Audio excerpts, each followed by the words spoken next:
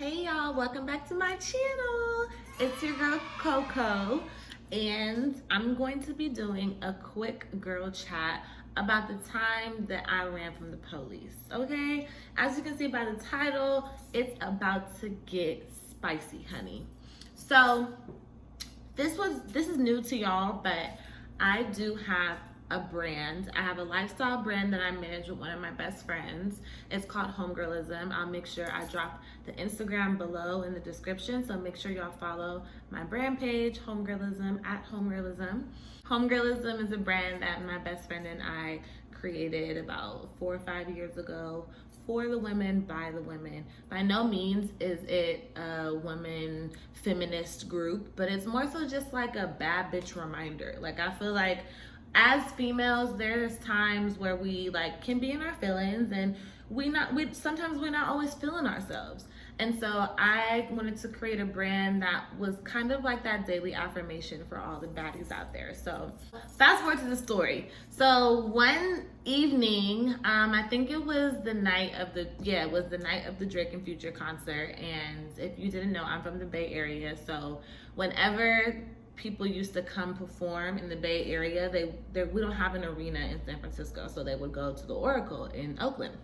So we had previously created a Drake and Future concert tee, and it was just off the strength of I think it was a song that they had dropped. I don't even remember the song, it was a minute ago, but they had dropped a song, and we were like, not really riding the coattails, but we were like, let's make a concert tee. Like, we always wanted to make concert tees for the brand anyways, and we just felt like that was the perfect time to do it. So we created this concert tee. We literally created the concept of the t-shirt from scratch. We developed it. We connected with one of our good friends who's a graphic designer, Nell. Shout out to Nell. And so yeah, we put the whole concept together. We created this shirt. We got like 50 made, I think.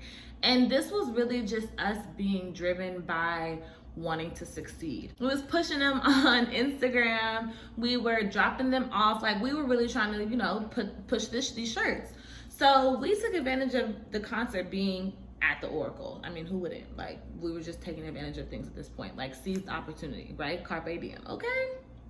And so we take Bart to the Coliseum, and the whole time we're on the Bart, like, the Bart is like Metro Rail. It's like, underground. It's similar to the Muni. But anyways, we get on BART, and the whole time we're trying to figure out, like, how are we gonna set up shop without looking hella sus? Cause it's not legal to be selling concert tees that aren't like, being sold at the actual concert. So whatever, we was mobbing. Like, we had created these cute ass shirts. I wish I had it on right now, but we had created these cute ass shirts, and we were gonna sell them. Like, hello, life of an entrepreneur. So we probably had like 25 on us with the determination to sell out. Okay, so we were not taking no for nothing. So we're trying to figure out how we gonna set up shop. Mind you, we had brought we brought like hangers, we brought like a little backdrop that we could hang our t-shirt up on. So we were already kind of prepared. We were just trying to figure out where we were gonna set up. Finally, we like get off BART, we're walking into the Coliseum, we peeping the scene, we seeing what's up. And normally at the Coliseum, there's always people selling t-shirts, like, and I'm talking about bummy ass people that be selling t-shirts, like just people that literally look like they just bought a t-shirt off the corner and then tried to resell it at the station. So it was us and it was them. So you do the math. But we were like, okay, little competition. Plus, their shirts didn't have shit on our shirts. I think some of their shirts just said Drake, or like it just had Drake's face. Our shit was popping. It was like a mashup of Drake and Future and flames and diamonds. This shit was popping. Like, I'm gonna have to drop a picture so y'all can see her. But the shirts were cute as hell. So we already knew like it was no competition. Nobody else was gonna outbeat us. Nobody else was gonna out hustle us, okay? All the people that were selling t-shirts were kind of closer to like the exit of the BART. So we were like, okay, we're not gonna stand by them. Like, we're gonna go down a little bit further, get our own little shine. We go down hella far, like almost close to like where Will Call was. Not that close, but like you could see Will Call from where we were at. So we started setting up our little t-shirt, like laying it on this little I don't even know what it was. It almost looked like a bench, but we were just laying it on. So people started coming up to us and they were buying the shirt. So once we started seeing that people were fucking with us, we started charging more. Like, okay, first we were just charging 20, then we started charging 25. Then we like, if certain people, we might be able to charge 30. You know, we in our bag, like we having a good time. We're not really tripping about nothing, selling our shirts. And at the corner of my eye, I see some undos. So I'm like, they look like they headed this way. So I couldn't really tell. I don't know if somebody snitched. Mind you, the whole time we were looking around, like making sure like the t-shirt police wasn't coming. That's what we kept calling them, the t-shirt police. We were looking around like, oh, the t-shirt police gonna come. Like we was, you know, we didn't want them to take our shit. So when I see the undo at the corner of my eye, I'm like, bro, I think we need to like, you know, keep it pushing. Mind you, we had the t-shirts on. So we had them on to show people how you could wear them. We had bleached them and distressed them, like they were hella cute. So we had them on, and then people were buying them. So there was like a crowd kind of around us. Not honestly, I think that's kind of what gave it away, because there was like a small crowd around us. People were walking off with the t-shirts. It wasn't like they was putting them on right away. A couple of girls did put them on right away, which was hella fire. But other people were just, you know, holding them. So I guess it was kind of hot. But what was we supposed to do? Have bags for people? Like, this was our first time doing something like this, and we were just going off the muscle. Like, so as I suspected, the undos, the t-shirt police, that ended up being them. So I'm like, okay, so we trying to play it cool, right? Because we as they started getting closer, it was obvious that they was coming to, you know, either take our shit, tell us to stop, or whatever. We didn't know what was going on, but we knew they were coming our way. So we had already kind of on the under had packed all our shit up. It was crazy because coincidentally, like I said, we already had the shirts on, and then we coincidentally both had green backpacks. I think I had like a camo backpack, and she had like a big green backpack. Mind you, my business partner is short but mighty, so the backpack was probably looked hella big on her back. So I said that to say we were noticeable on top of the crowd already being around us. So we try to walk past them. They're like approaching us, and we're trying to walk past them, like, you know, just playing it cool, like we don't know what's going on, like, you know, almost like, what are you coming up to us for type of thing. So they say all this rah-rah about how they saw us selling the shirts and that's illegal, and they could take our shirts, they could give us some tickets, they could take us to jail, trying to scare us. So they basically told us to leave. So we like, okay, like, you know, thank you for letting us off, blah, blah, blah, blah. We wasn't finna leave though.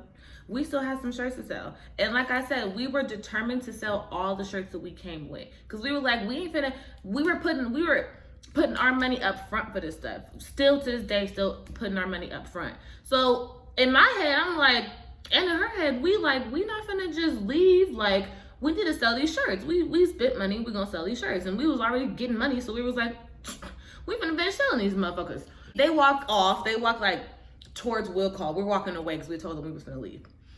Girl, why do we stop in the middle of where the ramp is and where BART entrance/exit is? It's kind of like a overpass, like catwalk type of situation. We stop right there, hang our shit back up on the little like fence, and keep that shit pushing again. So we yelling 66666, like we out here. We probably was a little inebriated, you know, anything is possible. But we yelling 6666, we got the shirt up, people are stopping again, people buying our shirts. Now we probably have like 5 or 6 shirts left.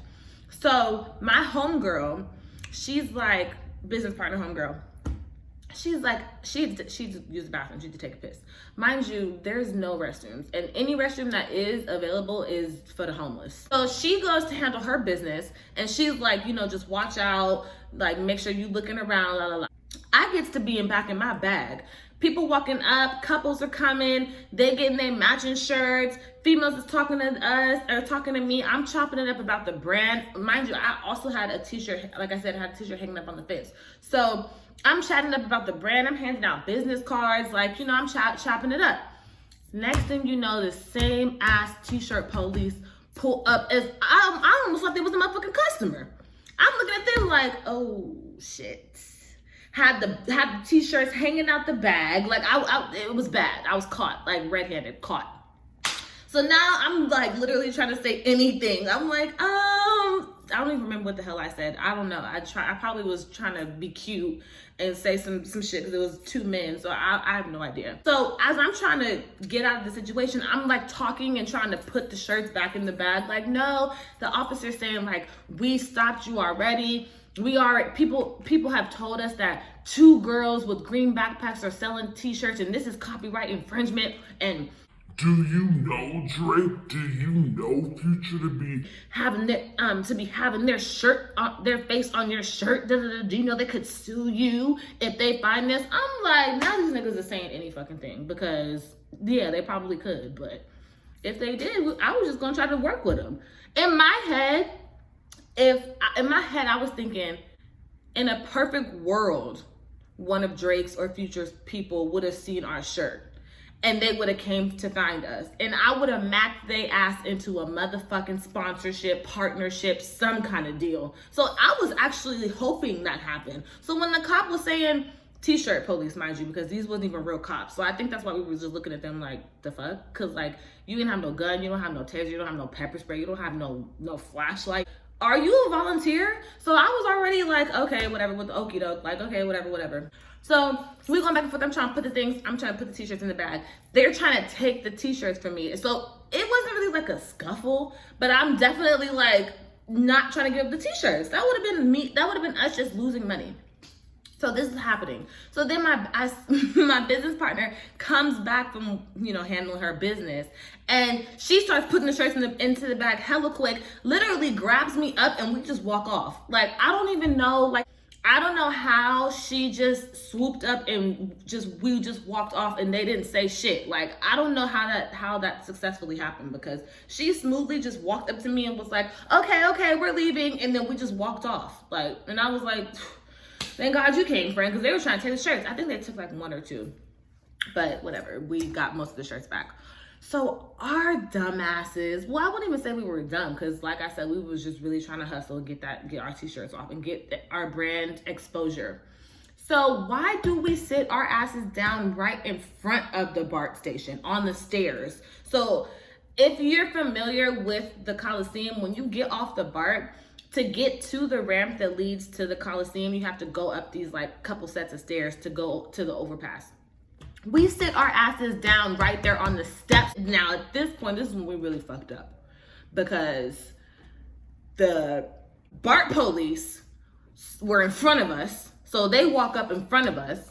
I think we were going back and forth with somebody because they wasn't trying to pay. They didn't have enough cash or something. Like, they walked up to us and then go ask if we, at that time, we weren't using Cash App or Venmo for the brand. So I don't even think our mind was on that. We were just taking cash. So I think the people were trying to finesse us out of a couple dollars. Mind you, we were already finessing everybody, trying to finesse already. I think we were going back and forth with a customer, kind of. And that had to have been the only way we didn't see the whole BART police. And I'm talking about BART police, guns, full police. We didn't see them at all. So they walk up, they stop, they in front of us now. So they're in front of the steps. We're sitting on the steps. So they're talking to us, basically reprimanding us, like, and they on some real shit. Like, we will take y'all to jail. We will give y'all tickets. They were almost writing tickets up for us. Mind you, I don't know what ticket that would have been, but I was just like, we caught now, friend. Like, this ain't the t-shirt police. This is the police. It's the po-po. Why do the t-shirt police come up from behind us? And now it's the t-shirt police and the BART police. Sis, when I tell you, I didn't know what the fuck was gonna happen. In my head, I was like, I can't go to jail for selling t-shirts.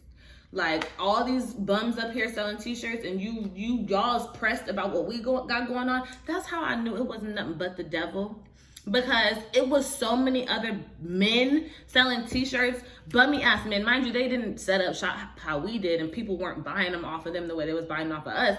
But still, why? I felt like they were singling us out. And it's the BART police in front of us, it's the t-shirt police behind us. They start trying to be in cahoots with each other.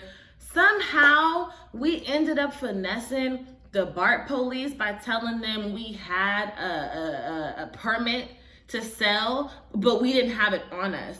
And so we had never told the t-shirt police that. So when they heard that, they kind of backed up. They tried to like press us for some ID numbers or something on the permit, but we were like, we don't have it. Like, we're new to this, da da da da.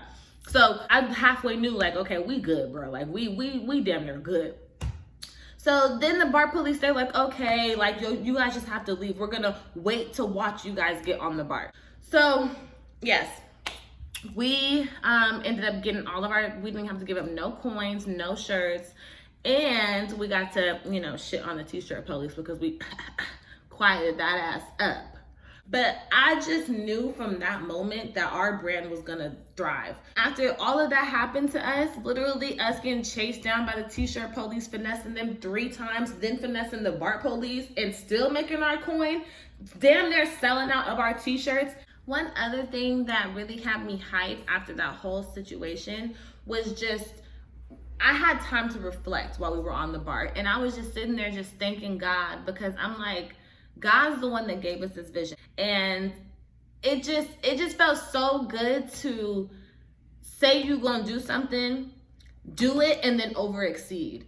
And so I just encourage all of you who are watching to follow your dreams. If there's anything that you, and this is gonna sound cliche, but it's so legit. If there's anything that you are yearning to chase after, and it happens to be a dream, it happens to be a passion, follow it, because it's so fulfilling. So once I'm able to fire my boss and go full time with the brand, that, like, my heart is just gonna be elated. But like I said, I'm not stopping until I get to that point.